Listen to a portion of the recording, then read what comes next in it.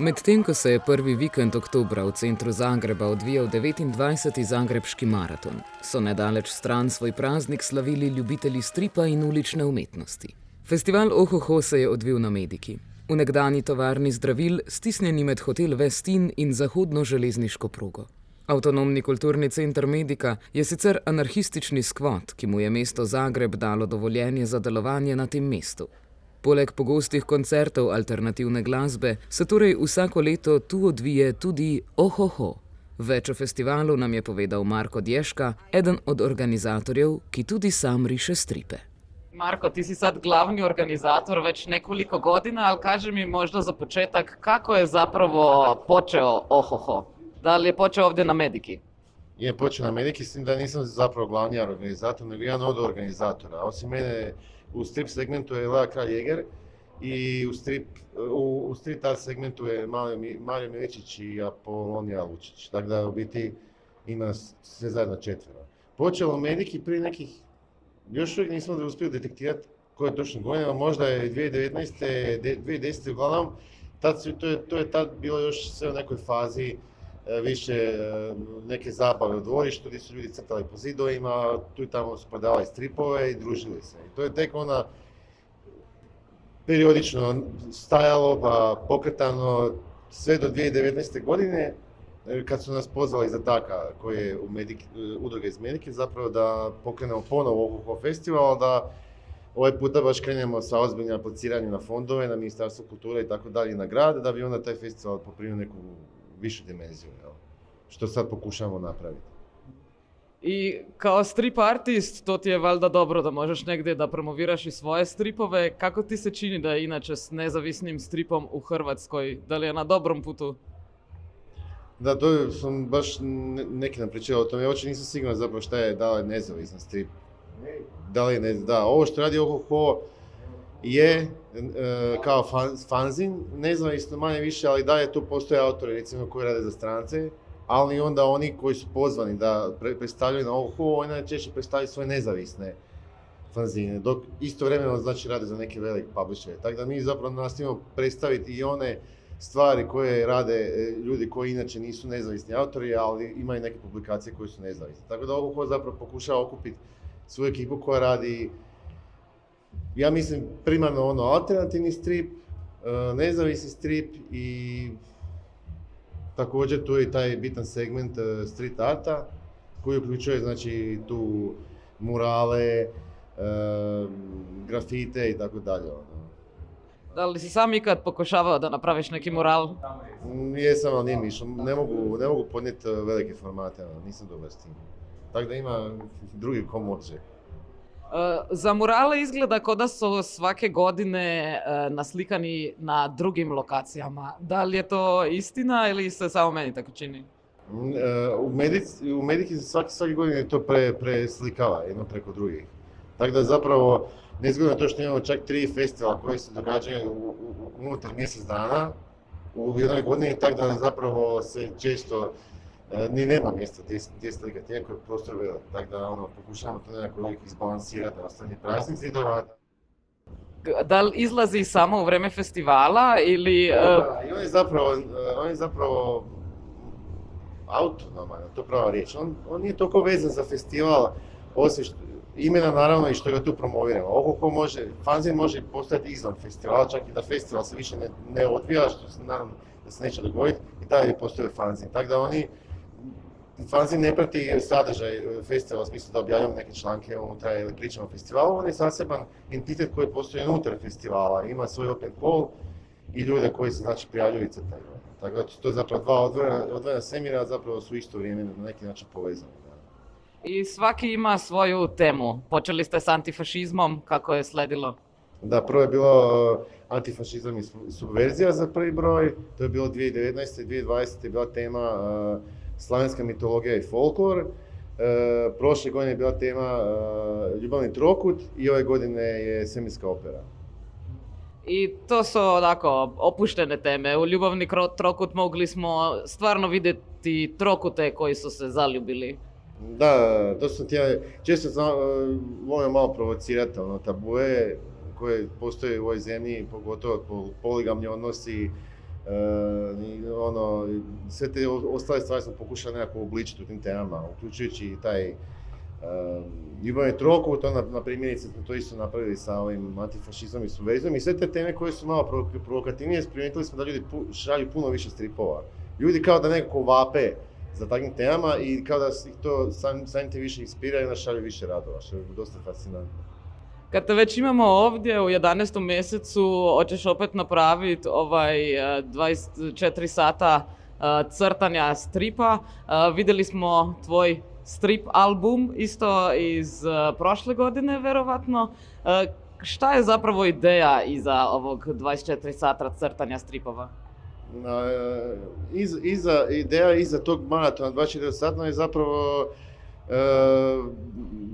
to je zapravo osmišljeno kao vježba, znači da svaki autor i autorica mogu odraditi tu jednu vježbu, taj jedan maraton gdje zapravo pokušavaju u jako kratkom vremenu i pod užasno velikim pritiskom, što po pitanju buke oko njih, što po pitanju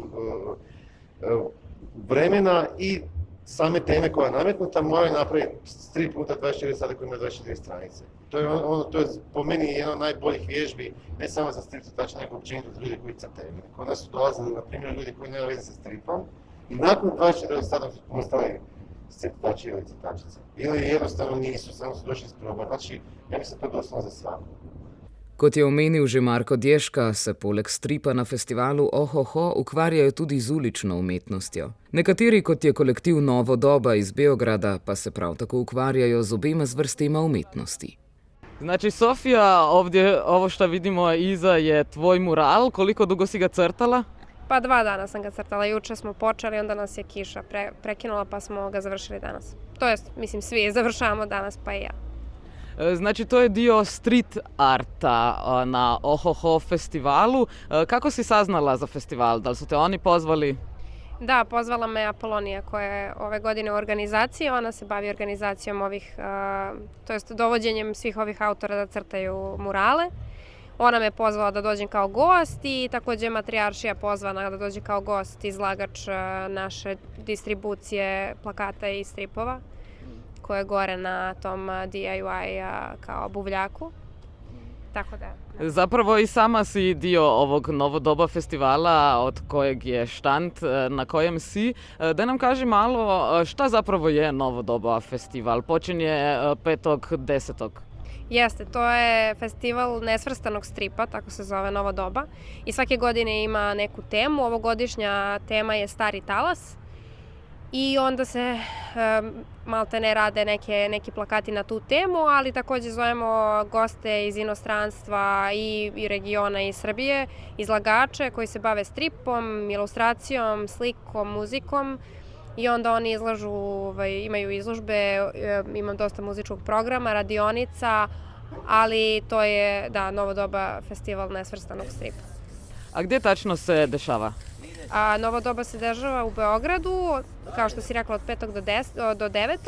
i održava se na više lokacija, u Staroj kapetaniji, galeriji u Zemunu, u centru u Remontu, u Kvaki 22 prostoru, kod nas u Matrijaršiji, u našim radionicama i našem kao dnevnom boravku, tu se dešava, i u uličnoj galeriji. Ulična galerija u centru na trgu Nikole Pašića.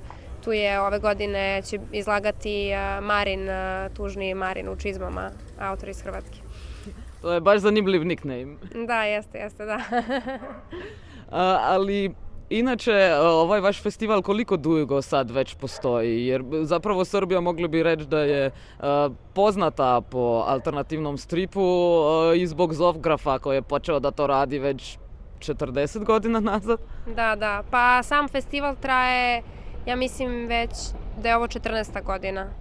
Ali možda sam se malo zabrojala, ali mislim da je ove godine 14. godina tog festivala koji je inače počeo tako što se održavaju u Zemunu i u Pančevu i Beogradu, a sad je većinski u Beogradu i u Zemunu. I Zograf je bio isto deo toga. A sad imate neku mlađu ekipu, valjda? Pa mislim ima ljudi raznih godišta, kako da kažem, nije samo mlađa ekipa. Mislim, Šta to možda znači, ali da. Ok, da li imaš možda neke omiljene strip autore za koje bi nam mogla kazati da i naša publika sazna za njih? Pa ne znam, stvarno ne bih mogla reći. Ne znam, ali dosta mislim da ljudi generalno imaju možda u svojoj okolini i u kao svom gradu gde se nalaze gomilu nekih autora koje ne poznaju. I onda je super što ovakve uopšte manifestacije postoje da ljudi mogu da se upoznaju sa lokalnom scenom, jer ima baš dosta izlagača ovde i uopšte mladih koji se bave stripom, koji nisu napravili ime za sebe možda još uvek, ali su jako autentični i zanimljivi i da onda svako treba da dođe i malo pogleda u svom gradu šta ima zapravo od autora i da ih podrži i da uopšte vidi njihov rad. Kao ovde recimo na Ohoho festivalu. I vaš štand je zanimljiv jer za razliku od ostalih nema puno fanzinova, nego ima postere. Kako to? Šta pravite s tim posterima? Otkud su došli?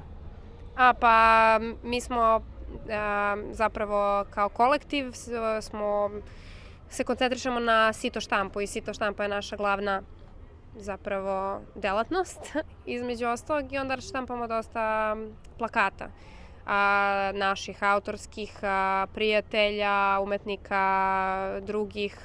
Zovemo ljude dosta da dođu da učestvuju u radu sa nama i da tako se proizvodi sad jedna velika 8-godišnja distribucija tih plakata koji mogu da se pogledaju kada mi dolazimo i tu gostujemo kao večeras na Ohoho, koji su iz različitih godina, ima nekih najnovijih, jer mi imamo jako veliku distribuciju i dosta plakata godišnje odštampamo i zato je sad naš štand uglavnom su plakati zato što ih imamo baš dosta, ali takođe se bavimo izdavaštvom, izdajemo katalog tog našeg festivala Novo doba, stripove, knjige umetničke koje su rađene u sito i rizo tehnici, tako da zapravo nam je raznovrsno, ali naravno sa tom koncentracijom više na plakat, jer se plakatom najviše bavimo. Kaži nam, molim te, šta tačno je sito štampa? Sito štampa je tehnika umetničke, da kažem, štampe, to jest grafike. Koristi se između ostalog i to kao likovnoj grafici, kao više neki, da kažem, u nekom drugačijem izrazu možda, a koristi se naravno kao i tehnika u kojoj su se, reprodukovale umetnička dela, ali autori to imaju neku određenu skicu koju izvode u situ i to je sad, mislim, jedna zanimljiva tehnika koja je takođe jako izvodljiva u nekim kućnim uslovima, pošto ne iziskuje kao druge grafičke tehnike, kiseline ili neke velike prese, zato što se radi o jednom situ koje je kao metalni ram prevučen tim sitom, tom tkaninom. Na Mediki se tako stene barvajo v nove slike. Pogovori pa so pretežno usmerjeni v stripovske tematike.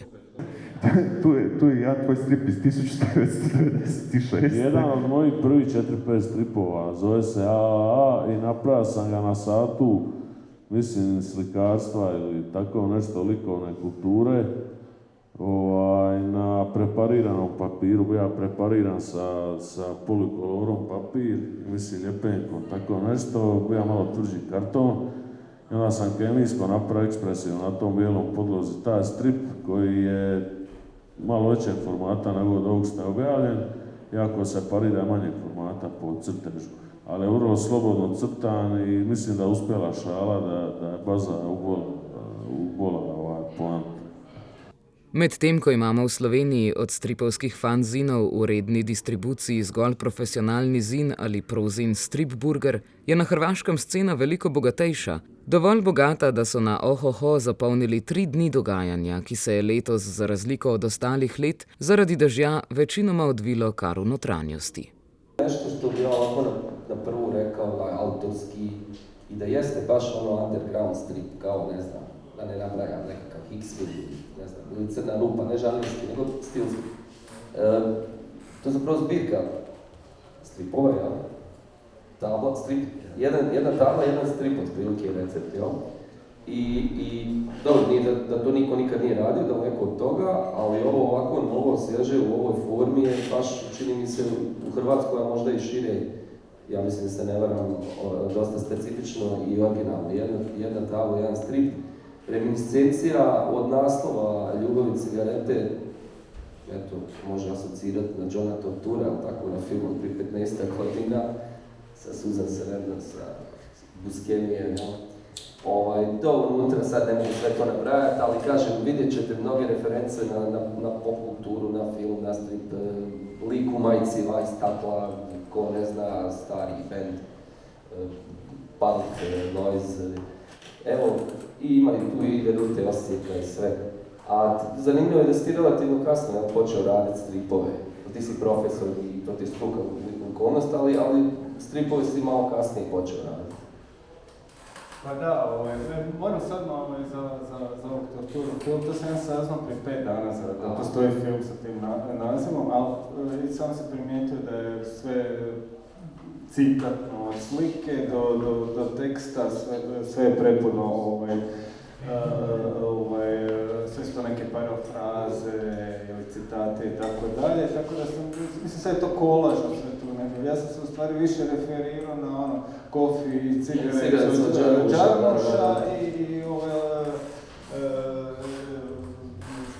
još nešto. Na festivalu pa niso bili le hrvaški in srbski fanzini, ampak tudi češki fanzin Arg. Njegovega urednika Pavla Pilha, ki na Filozofski fakulteti v Pragi tudi predava o jugoslovanskem stripu, smo ujeli po promociji. Daj nam kaži šta zapravo je Arg, kakav je toj fanzin? Arg je fanzin, zapravo, mislim jedini danas fanzin u Češkoj, koji izlazi od 2001. godine. Prvo je izlazio baš poprilično kao fanzin, tiskan crno-bijelom tehnikom, na Xeroxu i tako dalje. I onda nekih zadnjih, recimo, 15 godina izlazi u punoj boji na 160 stranica, jer smo uspjeli da dobijamo neku subvenciju od države, pa nam pošlo za rukom tako. Koncept fanzina je da se sastoji od 3 osnovna dijela. Uvijek ima tekstova i stripova koji se tiču neke konkretne europske scene, njemačke, nizozemske, jugoslovenske, srpske, ruske, rumunjske, šta ja znam.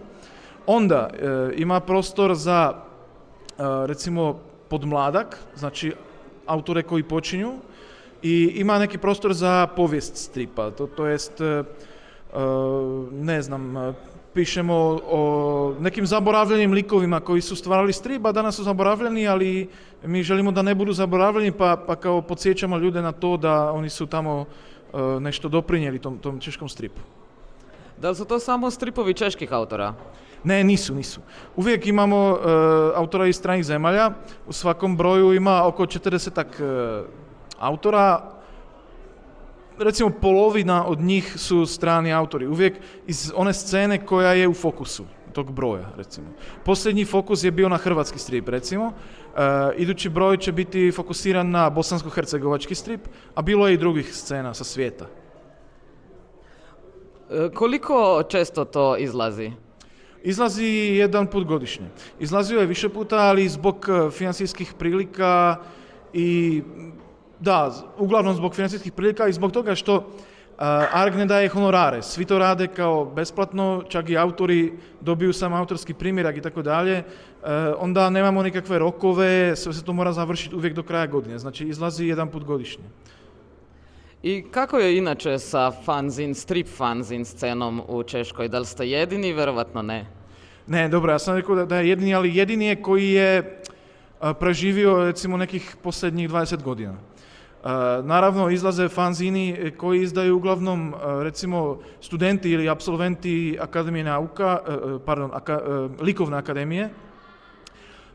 Ima fanzina nekih regionalnih koji izdaju ljudi u nekim manjim gradovima i tako, ali Arg je stvarno kao časopis koji se prodaje po cijeloj Češkoj. Mislim, ne želim da ga nekako hvalim previše, ali on je stvarno jedini od tih fanzina kojih je bilo recimo 10-ak prije 20 godina koji je preživio dan danas. Ali ta scena postoji. Uglavnom ti fanzini su većinom recimo fanzini jednog autora koji napravi neka svoja djela, tu ih skupi, tu ih nekako tiska, ovisno o njegovim financijskim mogućnostima, printa u boji ili crno-bijelo i tako izdaje. Znači, ta fanzin scena je dosta razvijena, ali zapravo ostaje u undergroundu, znači mora se tražiti. Nije na kioscima, to uopće ne postoji, mislim, to uopće ne postoji strip u Češkoj na kioscima, a postoji na festivalima recimo, tamo se skupe ta ekipa i oni kao razmjenjuju, prodavaju ono što imaju.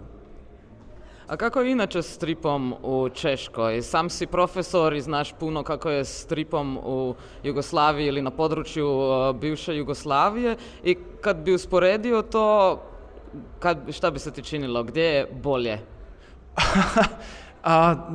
Ne znam, mislim, to je veoma teško pitanje. Mislim, što se tiče neke tradicije, 100% je bolje Jugoslaviji. Jugoslavija ima neki gotovo neprekinuti razvoj stripa. Tu nije, osim negdje tamo 48. do 52. Kad je tu bio neki, od 45. do 48. kad je tu bio neki staljinizam, tu je bio neki prekid tog razvoja. Ali u Češki ima stvarno puno tih pauzi, puno tih prekida. Drugi svjetski rat, nakon 48. kad dolaze komunisti na vlast, 70. godina kad dolaze vojska Varšavskog pakta i tako dalje. Znači, taj češki strip koji danas smatramo češkim, on ima nekih možda sad stvarno nekih 30 godina kao kontinuiranog razvoja. Znači, tu je Jugoslavija možda bolje, jer ona je bila otvorena svijetu, tu su se tiskali talijanski stripovi, dolazila su ponekad i neka zapadna izdanja i tako dalje, to u Češkoj nije bilo. Ali što se tiče te trenutačne situacije danas, ja bih rekao da je malo sličnija, dosta više, jer nema para, kao uvijek, kao svugdje, ali ljudi se trude da nešto naprave, a mislim da ne postoji neki mainstream. Isto kao u Jugoslaviji, mislim, ne osjećam neki mainstream. Dobro, ima neki kao, ne znam, neki stripovi po nekim časopisima, možda po novinama, ali taj nedostatak tog mainstreama koji bi bio poput onog američkog mainstreama, to nema ni u zemljama bivše Juge, ni u Češkoj. Pa bih rekao da u sličnoj smo situaciji. Jedino što bih možda spomenuo da ako recimo u Hrvatskoj neko izdaje neki strip, on ima osigurano da država otkupi dio te tiraže. To u Češkoj nema. U Češkoj čovjek se mora potruditi da to prodaje. Nema nikakve garancije da neko će otkupiti nešto što je izdao. To je nešto što kod nas nedostaje i baš me čudi da u Jugoslaviji, u zemljama bivše Jugoslavije je to kao zadržano. S tem se sezona stripovskih festivalov na Hrvaškem za letos počasi zaključuje, pri nas pa nas konec oktobra čaka vsaj še en festival na temo stripa, ki se bo odvil v Ormožu. Tam se bo letos že drugič odvil Grossmanov festival fantastike in stripa.